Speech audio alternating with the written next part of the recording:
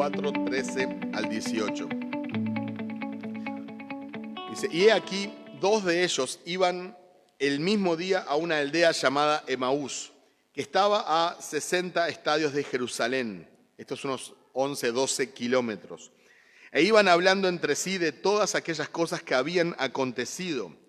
Sucedió que mientras hablaban y discutían entre sí, Jesús mismo se acercó y caminaba con ellos. Mas los ojos de ellos estaban velados, para que no le conociesen. Y les dijo, ¿qué pláticas son estas que tenéis entre vosotros mientras camináis? ¿Y por qué estáis tristes? Respondiendo uno de ellos, que se llamaba Cleofas, le dijo, ¿eres tú el único forastero en Jerusalén que no ha sabido las cosas que en ella han acontecido en estos días? Esto sucede 3 días después de que crucifican a Jesucristo, o al tercer día, según la cuenta de los judíos, al tercer día después de la crucifixión. Esto había sido algo muy popular, muy famoso, todo el mundo había escuchado, todo el mundo sabía. Esto involucraba a los políticos de la época, involucraba a las personas, involucraba a los religiosos. Nadie se podía escapar de estas noticias. Fue obviamente un gran evento.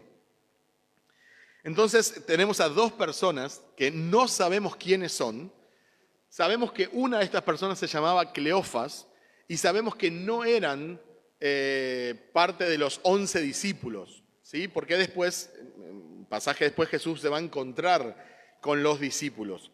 Algunas personas piensan que Cleofas quizás podía estar con su esposa, porque cuando expresan, en lugar de decir nuestros corazones, dicen nuestro corazón en singular. Entonces algunos piensan que esto podía ser una referencia a que era un matrimonio. La tradición ha dicho que se podía tratar de Lucas, quien es el que está escribiendo este evangelio, pero no sabemos, la Biblia no dice, entonces nosotros nos vamos a hacer una doctrina sobre eso, ¿verdad? Sabemos que eran dos personas, una se llamaba Cleofas y estaban tristes, tenían pesar en su corazón por todo lo que estaba pasando, había cosas que no entendían y se encuentran con Jesucristo mismo, pero ellos no lo conocen. Jesucristo les habla, les pregunta qué están haciendo, por qué están tristes, de qué están hablando. Entonces ellos se sorprenden y dicen, ¿pero qué sos el único extranjero en esta tierra que no escuchó todo lo que pasó? Como diciendo, es imposible que no te hayas enterado de todo lo que pasó en estos días. Pero dice la Biblia que ellos estaban velados. 16, versículo 16, mas los ojos de ellos estaban velados para, ¿cuál era el propósito de que estuvieran los ojos velados? Para que no le conociesen. Ahora, literalmente la expresión significa impedidos de ver. O sea, había algo que los impedía ver a Jesucristo tal cual era, ¿verdad? Y conocer, darse cuenta de que era Jesucristo. O sea, esta información no les llegaba a ellos, aunque hablaban con esta persona. La palabra en griego es krateo, que significa usar fuerza, agarrar, retener por la fuerza, aferrar, asir, detener, retener. Y krateo se deriva de otra palabra griega, que quizás es un poquito más conocida para nosotros, que es kratos, que se traduce como poder o poderosamente o potencia. Por ejemplo, nuestra palabra democracia viene de demos, pueblo, y kratos, poder. Democracia, poder del pueblo. Lo que significa este pasaje entonces es que los ojos de estos hombres estaban siendo velados por una fuerza poderosa para que no pudieran ver a Cristo. No tenemos mucha más información en el texto, pero eso es lo que nos da a entender. Algo los estaba velando para que no pudieran conocer a Cristo. Una fuerza estaba ejerciendo un poder que les impedía ver a Cristo, quien estaba delante de ellos físicamente. Vamos a seguir leyendo el pasaje. Vamos a leer los versículos 18 al 24. Vamos a retomar del 18, aunque ya lo leímos, y vamos a ir hasta el 24. Y dice así la palabra de Dios. Respondiendo uno de ellos, que se llamaba Cleofas, le dijo, ¿eres tú el único forastero en Jerusalén que no has sabido las cosas que en ella han acontecido en estos días? Entonces él les dijo, ¿qué cosas? Y ellos le dijeron, de Jesús Nazareno, que fue varón profeta, poderoso en obra y en palabra delante de Dios y de todo el pueblo. Y cómo le entregaron los principales sacerdotes y nuestros gobernantes a sentencia de muerte y le crucificaron. Y presten atención el versículo 21. No lo voy a actuar, pero creo que cambia el tono. Me puedo llegar a imaginar cómo cambia el tono de ellos. Pero nosotros esperábamos que Él era el que había de redimir a Israel. No puedo, obviamente no tenemos la entonación en la Biblia, no solamente puedo imaginar y no vamos a hacer otra vez una doctrina sobre mi imaginación. Pero imagino a estos dos hombres que estaban tristes, tenían pesar en su corazón, estaban confundidos. Este hombre era un profeta, aparentemente aprobado por Dios, era poderoso en palabra, poderoso en obra, hacía grandes cosas y todo pintaba como que él iba a ser el que iba a redimir a Israel. Pensábamos que podía ser el Redentor, tenía muchas chances de ser el Redentor. Si no era él, ¿quién podría ser? Pero lo habían crucificado, habían pasado 3 días y todavía no pasaba nada. Estaban confundidos, estaban tristes. Versículo 21 una vez más. Pero nosotros esperábamos que Él era el que había de redimir a Israel. Y ahora, además de todo esto, hoy ya es el 3er día que esto ha acontecido. Aunque también nos ha asombrado unas mujeres de entre nosotros, las que antes del día fueron al sepulcro, y como no hallaron su cuerpo, vinieron diciendo que también habían visto visión de ángeles, quienes dijeron que Él vive. Y fueron algunos de los nuestros al sepulcro y hallaron, así como las mujeres habían dicho, pero a Él no le vieron. Entonces estaban más confundidos todavía. Esperábamos que fuera el Mesías, esperamos que fuera el Redentor. ¿Y qué concepto tenían ellos del Redentor, del Mesías?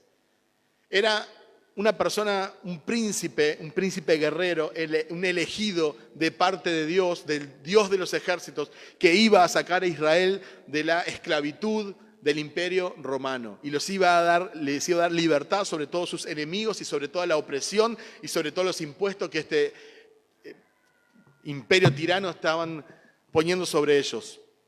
Ellos esperaban que este guerrero, príncipe, viniera a reinar, se constituyera rey de ellos, hicieran un reino terrenal, poderoso, que iba básicamente a aplastar a todas las naciones, iba a ser un gran orgullo y todos iban a poder ver el poderoso pueblo de Israel con su rey ungido, elegido por Dios sirviendo.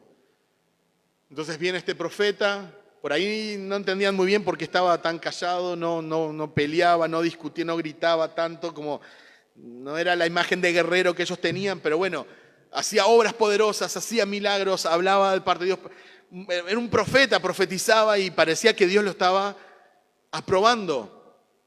Muere y pasan 3 días y nada. Y después la gente empieza a decir, no, tuvo una visión, ángeles, no está el cuerpo, estaban confundidos, no sabían qué estaba pasando. Cleofas y su amigo o esposa, la otra persona, estaban delante de Jesús, pero no lo podían conocer. Lo veían físicamente, pero no podían apreciar quién realmente era. Podían escucharlo, pero no podían entenderlo. Sabían muchas cosas de Él y tenían mucha información de Él, pero era un desconocido. Creían que Jesús era un profeta enviado por Dios, pero no veían a Jesús como el mensaje hecho carne de Dios. Reconocían que hacía obras poderosas que eran aprobadas por Dios, pero no sabían que era el Dios Todopoderoso. Tenían esperanza de que fuera el Redentor de Israel, pero no el Redentor de sus almas pecaminosas. Escucharon que había resucitado, pero no lo podían creer. Tenían información de adultos, pero no tenían la fe de un niño. Y si seguimos leyendo, versículos 25 al 29, vamos a ver que acontece algo sobrenatural. Lucas 24, 25 al 29. Entonces él les dijo: oh insensatos y tardos de corazón para creer todo lo que los profetas han dicho. ¿No era necesario que el Cristo padeciera estas cosas y que entrara en su gloria?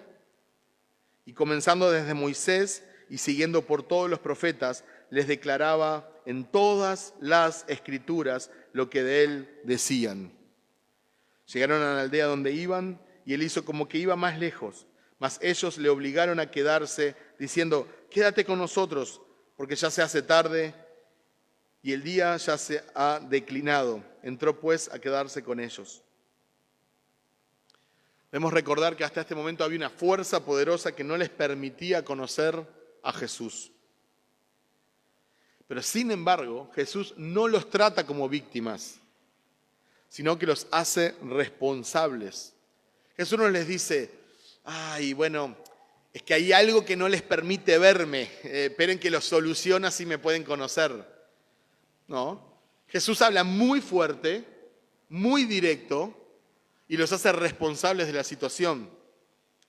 Insensatos, que se podría traducir como sin inteligencia o sin sabiduría. Otras versiones pueden decir quizás necios. Necios, tontos, insensatos, poco inteligentes. Duro Jesús. Les habla claro, les habla a los ojos claro, cara a cara. Falta de sabiduría.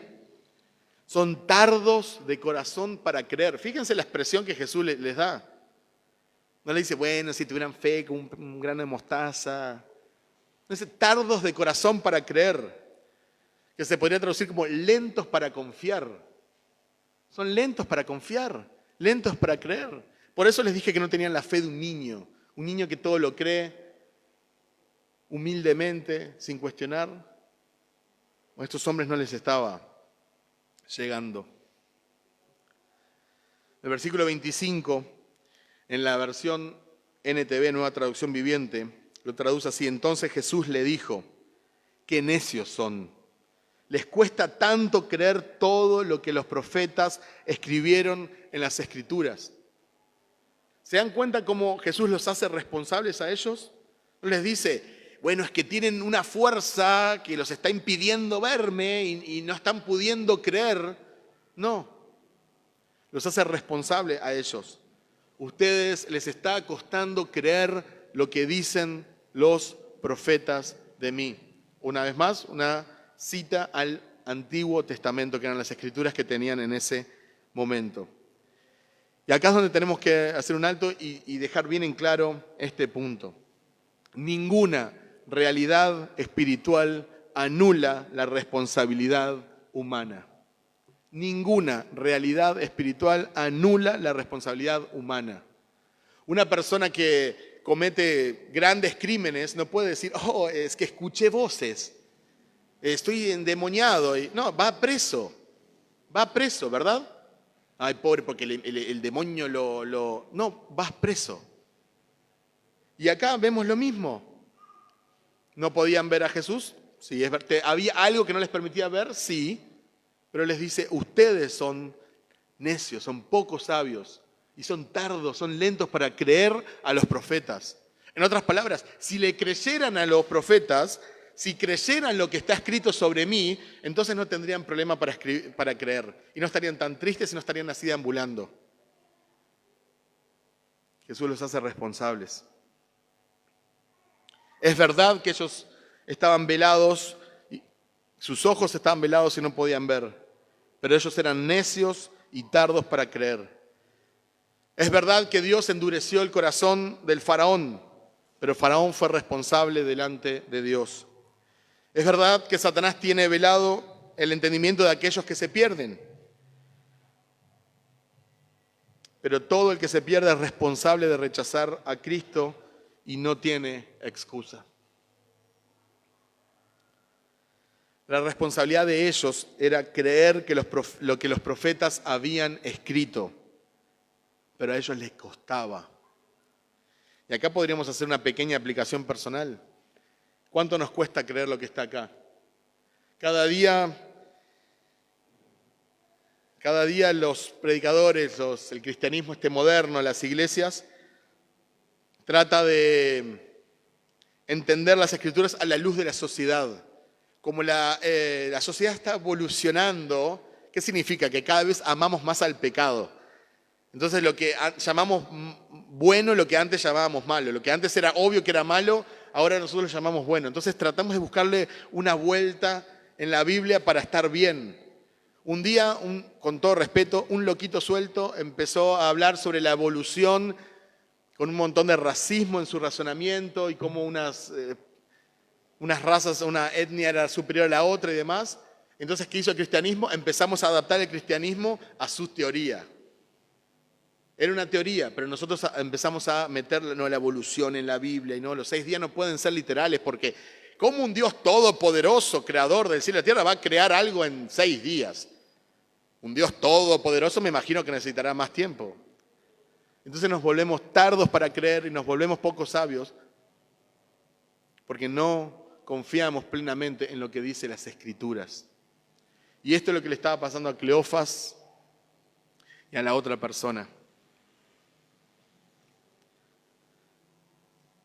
La responsabilidad de ellos era creer lo que los profetas habían escrito. Los profetas escribieron sobre Cristo y sus sufrimientos. ¿Dónde tenemos esas profecías? En el Antiguo Testamento. Y obviamente nosotros también tenemos el Nuevo Testamento, lo cual hacen las Sagradas Escrituras de los cristianos, los escritos que Dios inspiró para nosotros. Por eso creemos en sola Escritura. La Biblia tiene la autoridad final sobre nuestras creencias y sobre nuestras prácticas. Es la Biblia lo que dicta lo que debemos de creer y cómo debemos de vivir. ¿Qué hizo Jesús frente a este par de incrédulos? Jesús estaba enfrente a 2 personas que tenían un corazón incrédulo, no podían creer, eran lentos para creer. ¿Qué hizo Jesús? Hizo milagros. No. Le dijo, ¿quieren saber quién soy? Tráeme un poco de agua. ¿Les gusta el vino? Tráeme un poco de agua. Te voy a mostrar quién soy. ¿Hizo eso Jesús? No. Se transfiguró. Trajo a Moisés y a Elías y, esperen un segundo, miren. Tápense los ojos porque los voy a encandilar. ¿Hizo eso Jesús? No. ¿Qué hizo Jesús con un par de incrédulos? Les predicó las Escrituras. ¿Qué hizo Jesús con un par de incrédulos? Les explicó las Escrituras. Se tomó el tiempo de ir a su casa, de sentarse con ellos, de abrir las Escrituras y empezar desde Génesis, todo recorriendo por los profetas, todo, los pasajes principales que hablaban sobre el Mesías, sus sufrimientos y su entrada en gloria. Les explicó las Escrituras.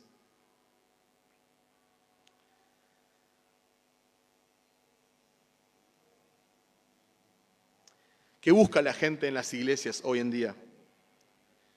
Hay personas que nos preguntan, ¿cuál es la visión de la iglesia?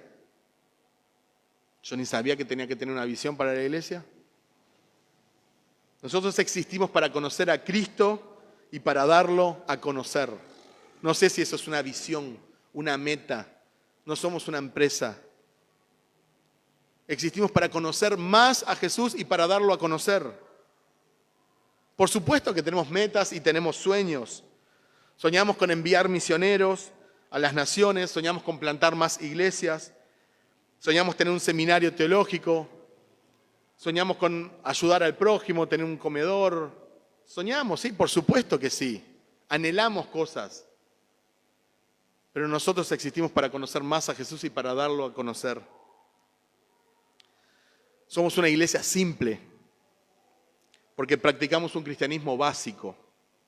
Estudiamos la Biblia, compartimos el Evangelio nos amamos unos a otros. Y eso es lo que intentamos hacer y hacerlo mejor y mejor.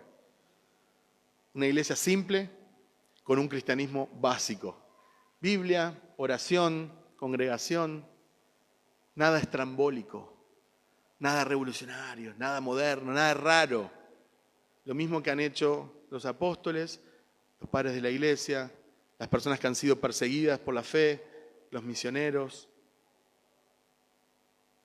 El versículo 27 dice, y comenzando desde Moisés y siguiendo por todos los profetas, les declaraba en todas las escrituras lo que de él decían.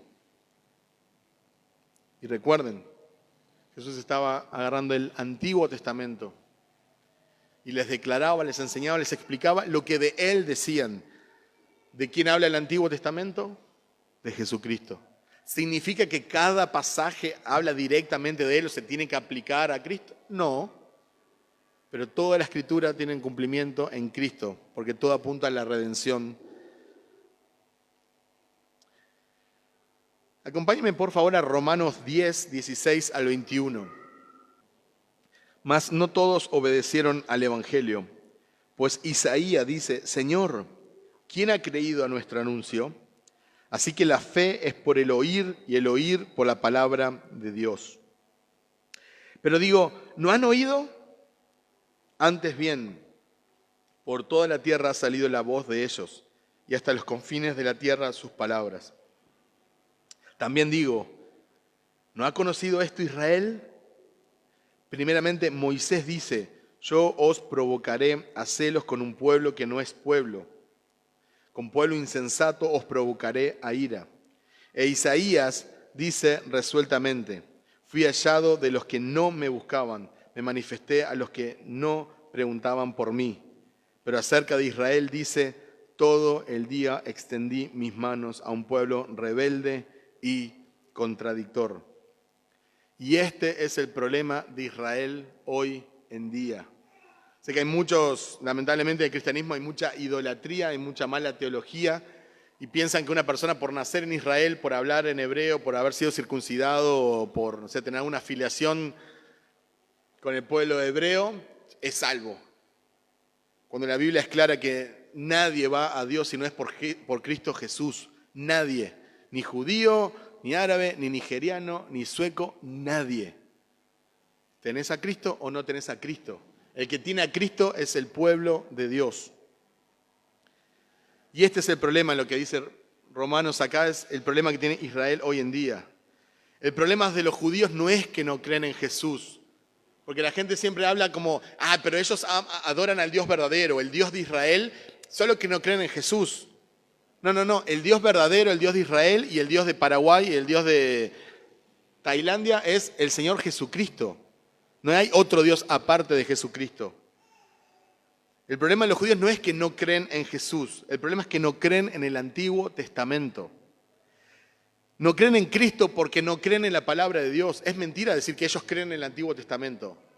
Es un estado súper secular que celebran un montón de cosas pecaminosas, tienen marchas gay, tienen marcha de todo.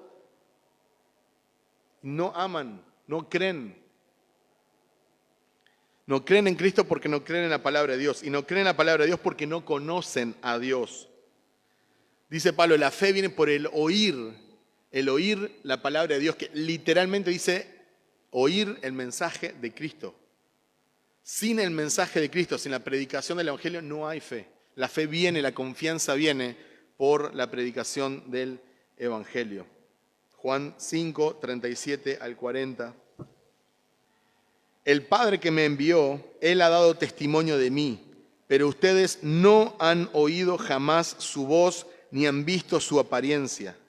Y su palabra no la tienen morando en ustedes, porque no creen en aquel que Él envió. Fíjense lo que dice el versículo 39. Ustedes examinan las Escrituras porque piensan que tener en ellas la vida eterna. Y son ellas las que dan testimonio de mí. Pero ustedes no quieren venir a mí para que tengan esa vida.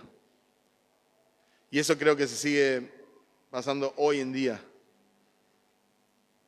La incredulidad no se mata con un show de milagros. La incredulidad se mata con la palabra de Dios. ¿Querés ver personas viniendo a Cristo? ¿Querés ver personas abrazando la fe? ¿Querés ver personas nacer de nuevo? ¿Querés ver personas aceptando el Evangelio? ¿Querés ver personas adorando a Cristo? Predica el Evangelio. Por eso vamos a iglesias que predican el Evangelio. Por eso cantamos canciones que contengan el Evangelio. Por eso cuando hacemos evangelismo, predicamos el Evangelio. Porque es el Evangelio que tiene poder para cambiar vidas. Y un Evangelio basado en la palabra de Dios. No necesitamos más milagros. Necesitamos más predicación de la palabra de Dios. Y para terminar el pasaje principal en Lucas 24, vamos a terminar con los versículos 30 al 35. Y aconteció que, estando sentado con ellos a la mesa, tomó el pan y lo bendijo y lo partió y les dio. Entonces les fueron abiertos los ojos y le reconocieron. Mas él se desapareció de su vista. Y se decían el uno al otro: ¿no ardía nuestro corazón en nosotros mientras nos hablaba en el camino y cuando nos abría las Escrituras? Y levantándose en la misma hora volvieron a Jerusalén y hallaron a los 11 reunidos y a los que estaban con ellos, que decían: ha resucitado el Señor verdaderamente y ha aparecido a Simón. Entonces ellos contaban las cosas que les habían acontecido en el camino y cómo les había reconocido al partir, o cómo le habían reconocido al partir el pan. Ahora, por otro lado, vemos que ellos eran responsables por ser necios y lentos para creer. Pero no fueron ellos quienes abrieron sus ojos, sino que les fueron abiertos. Tan pasivamente. Sus ojos fueron abiertos. Y en 2 Corintios 4, del 3 al 6, si me pueden acompañar, es un pasaje que a mí me gusta mucho en lo personal. 2 Corintios 4, del 3 al 6, dice: y si todavía nuestro evangelio está velado, para los que se pierden está velado, en los cuales el Dios de este mundo ha cegado el entendimiento de los incrédulos, para que no vean el resplandor del evangelio de la gloria de Cristo, que es la imagen de Dios. Porque no nos predicamos a nosotros mismos, sino a Cristo Jesús como Señor y a nosotros como siervos de ustedes por amor de Jesús.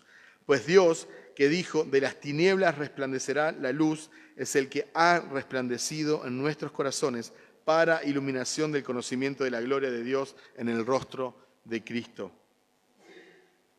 Según este contexto, es Satanás el que tiene velados a los incrédulos para que no vean a Cristo y su gloria. Satanás mismo quien tiene velado a los no creyentes, a los incrédulos, para que no vean a Cristo y su gloria.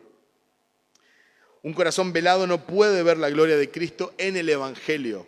Puede tener información sobre Cristo, puede tener información sobre el Evangelio, puede razonar bien intelectualmente, pero no ven la gloria de Cristo en el Evangelio, en el mensaje de la cruz. ¿Por qué? Porque para ellos es locura. Pero Pablo dice: no nos predicamos a nosotros mismos, sino a Cristo como Señor. Entonces Pablo dice: no se trata de nosotros, no se trata de nosotros los apóstoles, no se trata del ministerio, de la denominación, de la iglesia, no se trata de nosotros, no nos predicamos a nosotros, no hay salvación en nosotros. En otro contexto va a decir: no se trata ni de Pedro, ni de Apolos, ni de Pablo, no se trata de quién riega, de quién siembra, se trata de Dios, Él es el que da el crecimiento.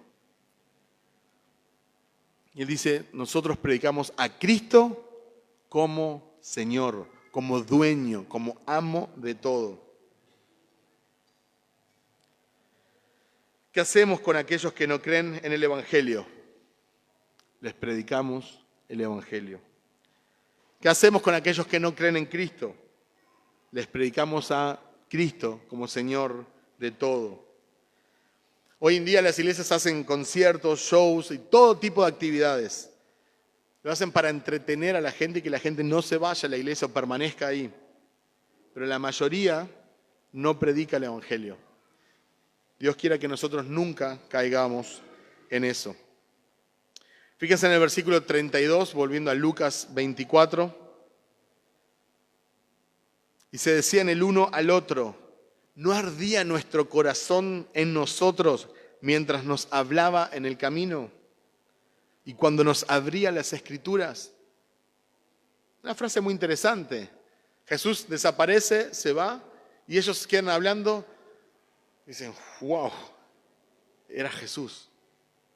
Dice, ¿no ardía nuestro corazón cuando nos hablaba y cuando nos explicaba las Escrituras? La palabra de Dios tiene el poder de iluminar nuestros corazones. El Espíritu Santo lo hace a través de la palabra. Y la iluminación del Espíritu Santo no solo afecta a nuestro intelecto, también enciende nuestros afectos. O sea, no es algo solamente intelectual, sino también que Dios nos da el amor y la pasión para poder amarlo. Pero no es hasta que nosotros ponemos nuestra confianza en Cristo como Señor y Salvador que podemos conocerlo y verlo en todo su esplendor y gloria. Y muchos conocen las Escrituras, pero de forma intelectual. Todos conocemos personas que conocen mucho las Escrituras, pero es simplemente acá y parece que nunca baja al corazón. Hay personas que hasta se emocionan de explicar las Escrituras. Hay falsos maestros, hay predicadores en falsas religiones, en sectas, que se emocionan y hasta lloran al predicar la palabra. Muchos se apasionan debatiendo, discutiendo con otros, pero no aprecian a Cristo como lo presentan las Escrituras. Entonces todo ese conocimiento es en vano. Nuestra meta como cristianos no es tener un corazón que arda de emocionalismo, sino un corazón que crea las Escrituras y que conozca a Cristo. Esa es nuestra meta. Sí quiero que mi corazón arda de pasión, pero quiero que esa pasión esté basada en el conocimiento de Jesucristo. Como el apóstol Pablo que dijo, lo he dejado todo lo estimo como pérdida, con tal de conocer a Cristo. Quiero proseguir el supremo llamamiento. Quiero proseguir a Cristo. Cristo es la meta. Cristo es el camino. Cristo es la puerta. Cristo, Cristo, Cristo. En ese conocimiento quiero que arda mi corazón, pero no quiero que arda mi corazón sin conocerlo. Y para terminar, vamos a ver unos pasajes, unos versículos más adelante, en el final de Lucas. Lucas, el doctor que escribió este evangelio, que se dedicó a investigar. Los últimos versículos son 44, vamos a leer hasta el 47. Entonces dijo, cuando estaba con ustedes antes, les dije que tenía que cumplirse todo lo escrito acerca de mí en la ley de Moisés, en los profetas y en los salmos. Por eso vamos a estudiar el Antiguo Testamento, porque queremos conocer más de Cristo. Entonces les abrió la mente para que entendieran las Escrituras. ¿Quién les abrió la mente para que entendieran? Cristo. Y dijo, efectivamente se escribió hace mucho tiempo que el Mesías debería de sufrir, morir y resucitar al tercer día. Todo esto estaba escrito y estaba profetizado, está en el Antiguo Testamento. También se escribió que este mensaje se proclamaría con la autoridad de su nombre a todas las naciones, comenzando en Jerusalén. Me encanta que hoy en día en esta iglesia haya un puñado de diferentes naciones, porque creo que es un lindo recordatorio de que Dios quiere que todos los hombres sean salvos y que nosotros somos responsables de llevar el Evangelio hasta lo último de la tierra. ¿Y cuál es ese mensaje? Hay perdón de pecados para todos los que se arrepienten. Hay perdón de pecados para todos los que se arrepienten. Queremos especialmente conocer a Cristo y conocer más del Evangelio, pero que sea Dios abriendo nuestro entendimiento y abriendo nuestros ojos y abriendo nuestra inteligencia. Pero que lo haga o que nos encuentre estudiando las Escrituras y con corazones prontos para creer. ¿Es Dios que tiene que abrir nuestros ojos? Sí. ¿Es Dios que tiene que abrir nuestra inteligencia? Sí. Pero que nos encuentre prontos para creer no tardos, que nos encuentre sabios, no necios, estudiando diligentemente, procurando presentarnos a Dios aprobados como un obrero que no tiene que avergonzarse. ¿Por qué? Porque interpreta bien, estudia bien, maneja bien la palabra de verdad, con precisión. 2 Timoteo 2:15. Entonces, que Dios nos dé sabiduría para acercarnos correctamente y conocer más así a nuestro Cristo eterno.